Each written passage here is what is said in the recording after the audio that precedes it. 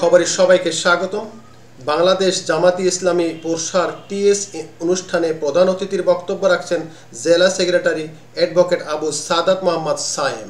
তথা ইসলামের জন্য এই আনুগত্য পরামর্শ হেতেসা অতি গুরুত্বপূর্ণ একটি বিষয়। এই বিষয়টার সাথে আমাদের সাফল্য ব্যর্থতা ওতপ্রোতভাবে জড়িত। আমি প্রথম বিষয়টা বলি, আনুগত্য এটা আল্লাহ রাব্বুল আলামিনের একটা নির্দেশ, এটা কোরআনের আদেশ। আল্লাহ রাব্বুল আলামিন কোরআনে কারিমে বলেছেন, আপনারা জানেন সকলে, যে ইয়াউল্লাযিনা আমানু আতিউল্লাহ ওয়া আতিউর রাসূল ওয়া উলিল আমরি মিনকুম। এখানে আল্লাহ রাব্বুল আলামিন বললেন আল্লাহর আনুগত্য করতে বললেন, আল্লাহ রাসূলের আনুগত্য করতে বললেন, এবং পাশাপাশি বললেন তোমাদের যারা দায়িত্বশীল আছে তোমরা তাদের আনুগত্য করো। প্রিয় ভাইরা, এই আনুগত্য ইসলামী আন্দোলনে অনেক গুরুত্বপূর্ণ। আমরা সাধারণত মনে করে থাকি যে আনুগত্য করব কার, যদি থানা আমির ভালো হয়, জেলা থানা সেক্রেটারি যদি আমার মন মতো হয়, তাদের যোগ্যতা যদি অনেক বেশি হয়, দেখা গেল যে তাদের কথা শুনতে অনেক ভালো লাগতেছে, তাহলে তাদের আনুগত্য করাটা আমাদের করি অনেকে। আবার যদি থানা আমির একটু কড়া টাইপের হয়, তখন কিন্তু আমরা মনে করি যে না, থানা আমির করা বা জেলা আমির করা, জেলা সেক্রেটারি করা মানুষ, আমরা তখন আনুগত্যের শীতলতা দেখা যায়। আসলে আনুগত্য কিন্তু এটার উপরে নির্ভর করে না। আমার ঈমান যত মজবুত হবে, আমার আনুগত্য তত কঠিন হবে। আমার আনুগত্য যদি দুর্বল হয়ে যায়, বুঝতে হবে আমার ঈমানের কি হয়ে গেছে, ঘাটতি হয়ে গেছে। আমার এখানে দায়িত্বশীলদের দোষ ত্রুটি শুধু একটা জায়গায় আপনি ধরতে পারবেন, সেটা হচ্ছে দায়িত্বশীল যদি কোরআন বিরোধী কথা বলেন, সুন্নাহ বিরোধী যদি তিনি ডাইরেক্ট কথা বলেন।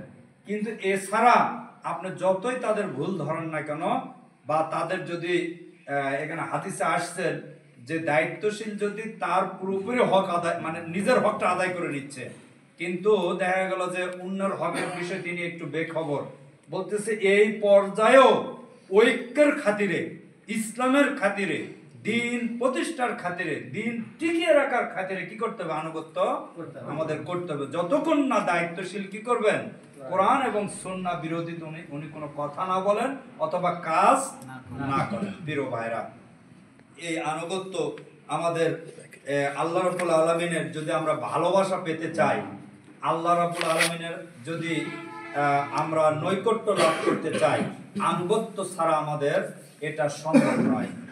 ইসলামের ইতিহাসে দেখা গেছে আমাদের সর্বশ্রেষ্ঠ যিনি ছিলেন সেনাবাহিনীর প্রধান, তিনি হচ্ছেন খালিদ বিন ওয়ালিদ। তিনি এত বড় সমরবিদ ছিলেন, বর্তমান বিশ্ব এটা মুসলমান ভিতরে আলোচনা নাই, ঠিক আছে, এটা দুঃখজনক আমাদের। তার যতটুকু কথা এসেছে আমাদের হাদিসে, এইটাতে বর্তমান বিশ্বের বড় বড় সমরবিদরা বলেন যে আসলে বর্তমান কাল পর্যন্ত শ্রেষ্ঠ সমরবিদ যদি ধরা হয় তাহলে খালিদ বিন ওয়ালিদ হবেন, বলে সুবহানাল্লাহ। এত বড় সমরবিদ ছিলেন তিনি যে যুদ্ধে যেতেন সেই যুদ্ধে জয়লাভ প্রায় নিশ্চিত থাকতো। আর হযরত আমিরুল মুমিনিন হযরত ওমর ফারুক রাদিয়াল্লাহু তাআলা আনহু, তিনি এই কারণেই মানুষের মনের ভিতরে একটা কথা ঢুকে গেল, মনের ভিতরে একটা আস্থা জন্মালো, খালিদ বিন ওয়ালিদ আছে তাহলে এই যুদ্ধে জিতে যাবে। তখন চিন্তা করলেন হযরত ওমর যে তাকে এই মানুষের ভিতর থেকে ভুল ধারণাটা দূর করতে হবে। খালিদ বিন ওয়ালিদ যুদ্ধে জয়লাভ দেন না, দেন কে? আল্লাহ। তখন তাকে কোনো কারণ ছাড়াই, কিন্তু কারণ তো নাই, খালিদ বিন ওয়ালিদ ঈমানের দিক দিয়ে, জজবার দিক দিয়ে, শহীদি তামান্নার দিক দিয়ে উনি যখন বিছানায় বৃদ্ধ অবস্থায় মৃত্যুবরণ করতেছিলেন, তার দু চোখ দিয়ে ঝরঝর করে অশ্রু ঝরে যাচ্ছে। তাকে জিজ্ঞাসা করা হচ্ছে আপনি কাঁদছেন কেন? বলতেছে আমার সারা জীবনের আকাঙ্ক্ষা ছিল আমি শহীদ হব, কিন্তু আমি ময়দানে শহীদ হতে পারলাম না। এত বড় ঈমানের সাহাবী ছিলেন, কিন্তু তাকে সেনাবাহিনীর প্রধানের পদ থেকে কি করে দেওয়া হলো, সরাই দেওয়া হলো। সরাই দিয়ে এমন একজনকে দায়িত্ব দেওয়া হলেন, তিনি অনেক তার কাছে এই সেনাবাহিনীর দায়িত্ব পালনে অনেক লজ্জিত হচ্ছিলেন এবং তিনি কুণ্ঠাবোধ করতেছিলেন এবং নিজেকে মনে করছিলেন এত বড় একটা সেনাবাহিনীর প্রধান, এই খালিদ বিন ওয়ালিদের সামনে আমি কিভাবে নেতৃত্ব দিব? কিন্তু খালিদ বিন ওয়ালিদ বললেন যে আপনি এখন হচ্ছেন আমাদের নেতা, আপনি যেভাবে বলবেন খালিদ বিন ওয়ালিদ সেভাবে আপনার সামনে হাজির হবেন। সুবহানাল্লাহ। এরকম কোন রকম আমরা হাদিসে পাই না, ইতিহাসে পাই না যে খালিদ বিন ওয়ালিদ আনুগত্যের ক্ষেত্রে তিল পরিমাণ কি করেছেন, কোন কুণ্ঠাবোধ করেছেন বা শিথিলতা করেছেন। কিন্তু আমাদের ভিতরে শয়তান কিন্তু অনেক সময় কি হয়, মানে অসওয়াসা দেয় আমাদেরকে আনুগত্য থেকে সরে রাখার জন্য। শয়তান বিভিন্ন রকম ধোঁকা দিয়ে আমাদেরকে এই আনুগত্য থেকে দূরে রাখে। প্রিয় ভাইরা, আমি আমাদের একজন সাবেক ভাই বা এখন দেখতেছি এই 5 আগস্টের পরে অনেক ভাই বের হয়েছেন যে তারা আগেও আমাদের ভাই ছিলেন কিন্তু ময়দানে খুঁজে পেতাম না। আলহামদুলিল্লাহ এখন আসছেন, আমরা মন বেজান না, অবশ্যই তারা আমাদের ভাই, তাদেরকে নিব।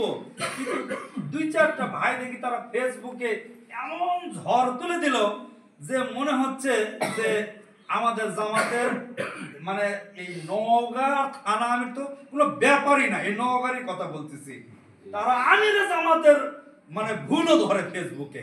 এই নওগাঁর লোক, কথা বুঝতে পারছেন? মানে আমরা তো তুচ্ছ তার কাছে।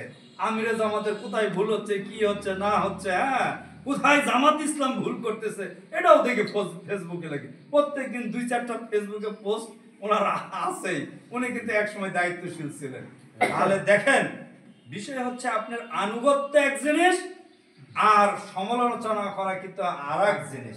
প্রিয় ভাইরা, আজকে আমাকে আনুগত্য করতে হবে ইসলাম প্রতিষ্ঠার খাতিরে, আমাকে আনুগত্য করতে হবে ইসলাম টিকিয়ে রাখার খাতিরে, আনুগত্য করতে হবে আমার ঈমানকে ধরে রাখার খাতিরে। আজকে আনুগত্য থেকে যখনই আমরা ছুটে যাব তখনই শয়তান আমাদের ভিতরে ঢুকে যাবে। এবং ইসলামের ইতিহাস যদি আমরা দেখি তাহলে দেখবেন এই শয়তান যখন ঢুকে গেছে তখনই আমাদের পতন শুরু হয়েছে।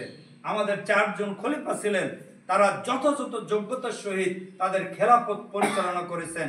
কিন্তু তার পরবর্তীতে দেখা গেল খেলাফতের ভিতরে আনুগত্যের যখন ঘাটতি ঘটলো, এটাই কিন্তু প্রথম মানে খেলাফতের যে পতন হলো, এটা কেন হলো যদি বিশ্লেষণ করেন তার 1 নম্বর এবং একটা বড় কারণ সেটা হচ্ছে আনুগত্যের বরখেলাপ। যখন আমরা একজন এই আরেকজনের আনুগত্য থেকে আমরা শিথিলতা প্রদর্শন করলাম, তখন আমাদের খেলাফত এই 4 জন খলিফার পরে পরবর্তীতে আস্তে আস্তে এই খেলাফতের যে নীতি নৈতিকতা, ইসলামের নৈতিকতা, এগুলো ধ্বংস হয়ে গেল।